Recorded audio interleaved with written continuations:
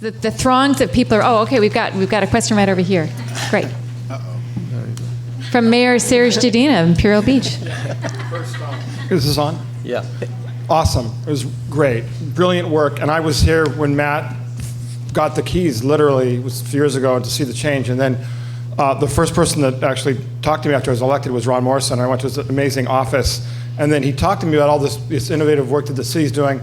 And we're having a meeting today with the Port Commissioner, and we really kind of thought about how the demise of redevelopment is actually creating opportunities for cities like Imperial Beach, because ultimately a lot of the redevelopment agencies like in San Diego were sucking up the capital and projects in San Diego, and not the private capital and social capital weren't sort of venturing into places like Imperial Beach. And now all of a sudden we're looking at the possibility of doing very interesting public-private partnerships to create public space, affordable housing, and then even working with Matt on art projects. So I'm just wondering if something you guys have thought about, how the demise of redevelopment has sort of opened up public, sort of these new social entrepreneurship sort of models in underserved areas. Well, it is sad that Jerry Brown threw the baby with the bathwater. I mean, first of all, I should say, while it might be okay to eliminate the redevelopment offices in downtown, which had become hugely wealthy at the expense of many other marginalized, abandoned sort of communities, the erosion of those redevelopment monies in neighborhoods that needed it to subsidize housing and other programs was really tragic. And so, but this is what we confront, right? And that's the reason sometimes I'm at odds a little bit with this sort of pop-up agenda in terms of public space, as much as I love it and I do it myself, because we need to begin small and hopefully it will gain traction and it's important. But it's very sad that we have now been left with the notion that we as communities have to do it on our own and government is withdrawing. So I think that we need to, while insisting in a more activist agenda that can enable these amazing practices and all of us to really do something with communities, we also need to continue pressing on government and really on ourselves to make certain that what we believe is that the survival of the individual depends on the health of the collective. So we need to step up to the plate in producing a more mutually responsible agenda in terms of taxation and in terms of redistribution of resources. And I think that, that's what I believe. Any others want to respond to that? I think he nailed it. Yeah, what he said.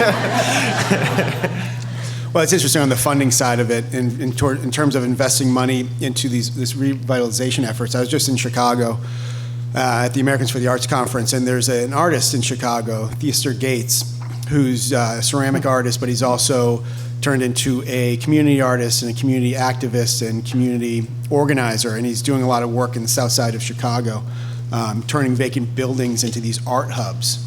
And after his speech, which was one of the most inspirational and authentic speeches I've heard, it was interesting. Somebody asked him, what's your response to people that say, well, funding, especially government funding, is better spent on basic services for the community? And he said, beauty is a basic service. And it really kind of spoke to me. It's beauty, it's multiple things, but beauty is a basic service. I mean, that's what we say, talk about how environments change your mood, behaviors, and your attitudes. And I just love that response where government should be investing in money in the beautification and supporting in public art and creative placemaking for the community, because it betters the whole community. And it's too bad, again, that you said it's been taken away. Yeah. Just one thing. What's interesting about a lot of this public thinking in Latin America and these municipalities is they look back to a history of public investment in the U.S. They look back to the New Deal as their model. And it's amazing how there's a retreat here now while these projects have taken off and flourished so beautifully in other parts of the world. We have another question from the audience. Very quickly, it's just that the more emancipatory maybe approach to your question, which is fundamental, is that communities can be developers of their own public space and their own housing. There is an amazing intelligence in San Diego, nationally recognized, of architects being developers of their own work. An example is students, working on developing public space. And so I think we need to rethink small-scale development. This is not only developer-driven, we can find alternative modalities of economic development. I love the passion of this panel. This is great. Could you please come forward, sir? And if you could move the mic down just so it's right in front of your mouth. Yeah. John McDonald. There's a diversity of approaches. I've worked with one aspect of these approaches as chair of Arts Commission and 50 years of community organizing of various kinds. My question is, unless you have social justice, what happens to these temporary art places? The fact of the matter is the history of art in this country has been the artists come in, they gentrify the area, and then they're forced out. The low-income people have all these beautiful meetings, they create these beautiful places, then those temporary places you're talking about become 50-story high-rise buildings in which nobody except in the 1% can afford it. I'm not making a political statement. I'm lived for the last 75 years with this, and I hear two people saying we've got to have social justice. I also believe we have to have a platform where people can participate, not in a meeting, but every day in the issues in their community. They need a platform which doesn't exist. Facebook isn't it, and nor is Twitter. We need a platform. So the rest of you haven't addressed that core issue. These temporary things are great for architects and students, and I love it, but what the hell does that have to do with solving the problems of the people out there that in this world and in this state that are being driven out of work by technology and other things? That's wonderful. Can I say that was in fact a political statement, and it must be. But notice it's not a statement about Democrat, Republican, conservative, liberal, because if the people control their lives, you don't need a government. I'm not arguing for government. I'm arguing for the rights of the people at all income levels to participate. Fundamental, and I see it in my students at UCSD all the time. They have confused politics from the political itself. We need to reconstruct the political, and we need to begin by calling it the way it is. I think that's the reason I said this is a political statement. It's not politics. Yeah. All right. It's a softball question. It is. That's. I mean, I do agree with you. From where I'm from too, there's back in Australia, in Melbourne, there's some beautiful areas that have been where I grew up too. It's it's a low income area. It's very an arts district, and it does become it can become very expensive. But it also comes down to opportunity for the artists for now also. It's like, how can we give the artists and the young creators and the makers an opportunity for right now? How can they get out there and do something for now? And it is whether it's in these areas and whether it is a low income area and whatnot, and if they're able to get out there and start creating something amazing, and giving themselves that opportunity, I think with what we're doing with make the Silo project, we've got artists out there doing street art. We're doing like art shows with all local people, and I think I don't know. I can't necessarily answer your question with how do you stop someone coming in and putting in a high-rise building and stuff like that. I mean, that's above my pay grade, but yeah, I think it's a valid point. But I mean, we're trying to do what we can for the artists for now, and trying to push that forward and trying to make that movement. Yeah, Yeah, and I just shortly, I agree. And you don't not do. Does that make sense? You don't not do because of what might happen. I mean, you provide that opportunity and you push forward with it. And it is a complex issue. It's not going to be solved tonight, but it is, again, working with developers. It's working with governments. It's always a fear. I mean, I've been asked that same question. And I mean, you've seen it in San Diego, you've seen it in Barrio Logan, you've seen that as artists come in and redevelopment, everybody gets pushed. I mean, we're doing this for the community that's here right now. And so that's something I look forward to maybe trying to figure out as we move forward. It's like, we're doing this for the people that live here now, not for who can move in here. And we want to keep the people that are living and working here and have them enjoy, because they're the ones that are creating this. So there's no silver bullet probably, but how do you create, affordable, how do you have kind-hearted developers come in and have that as part of their business model. I don't know. But it's developing affordable housing. There's no one way, but I think to not do it would be a greater travesty.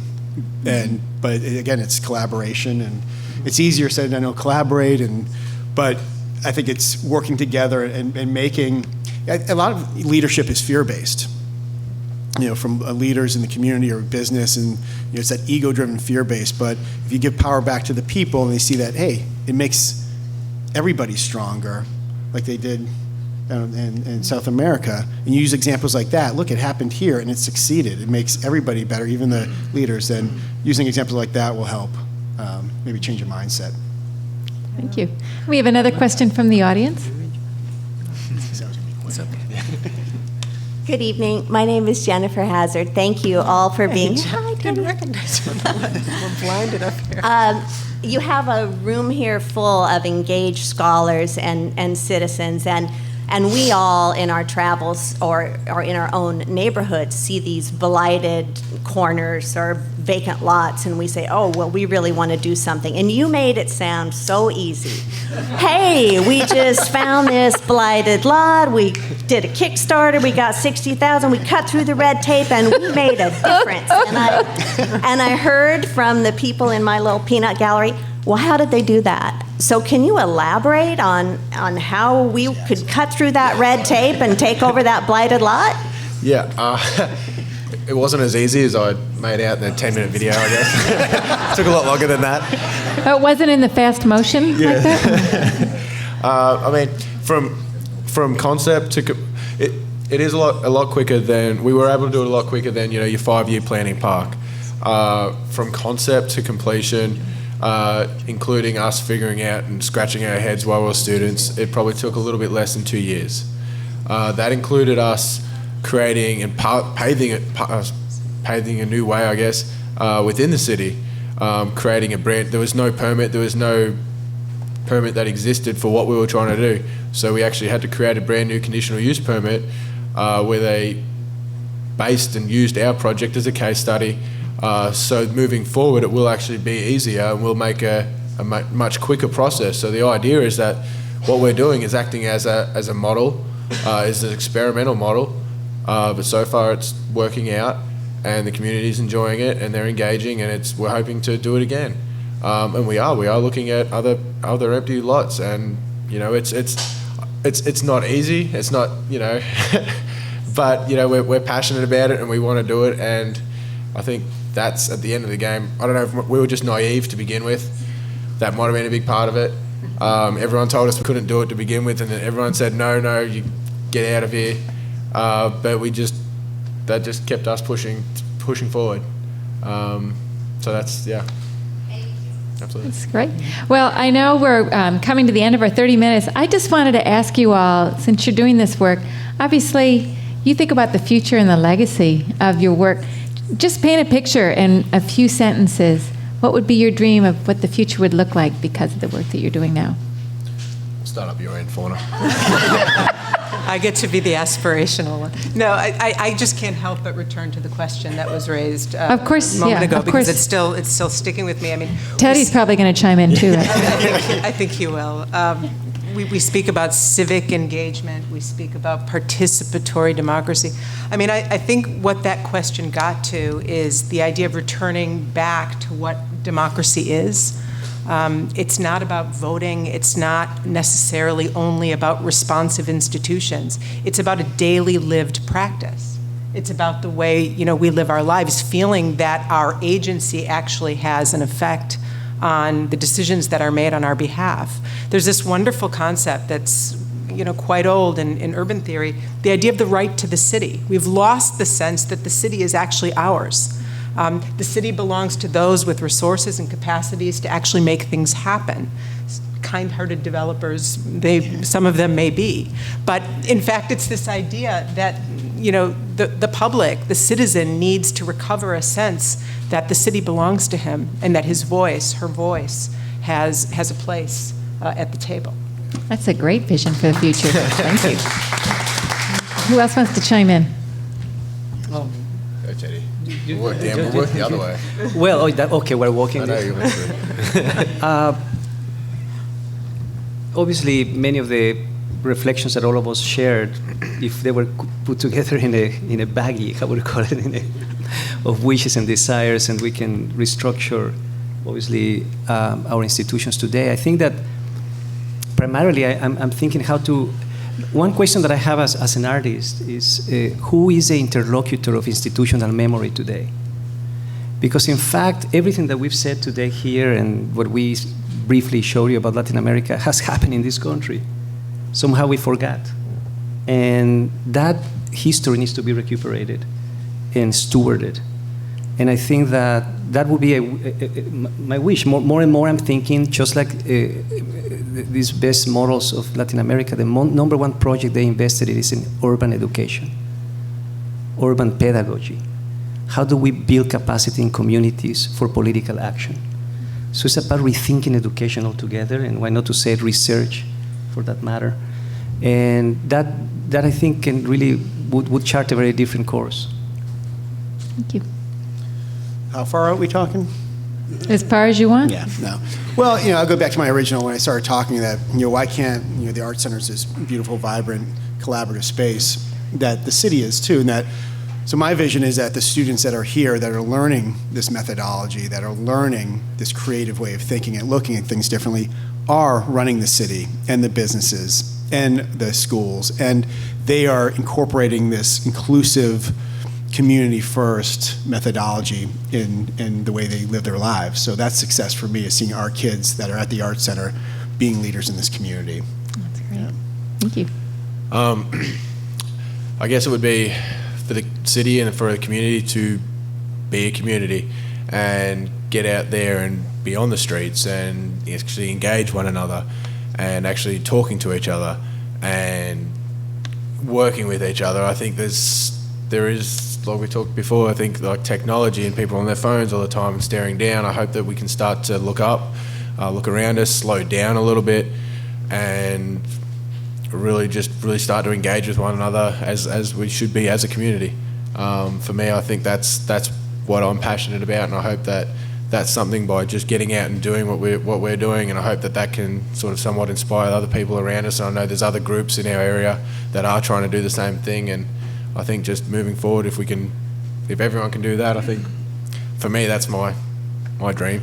So yeah. That's great. I don't know about you, but I'm very inspired. And I've really, really enjoyed this conversation.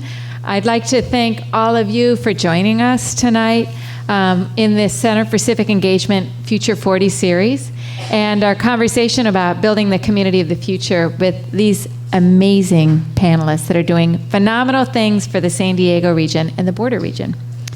Our next Future 40 series event will be on Thursday, July 23rd at 6 p.m. at the new Children's Museum in downtown San Diego. And we'll be exploring the future of education with Milton Chen of the George Lucas Educational Foundation. And we really hope to see you all there. At this time, I'd just like to thank you again, all of you, and please give a big round of applause for these wonderful people up here. Thank you.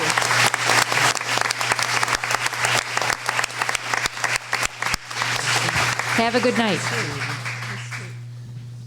Cool. Thank you.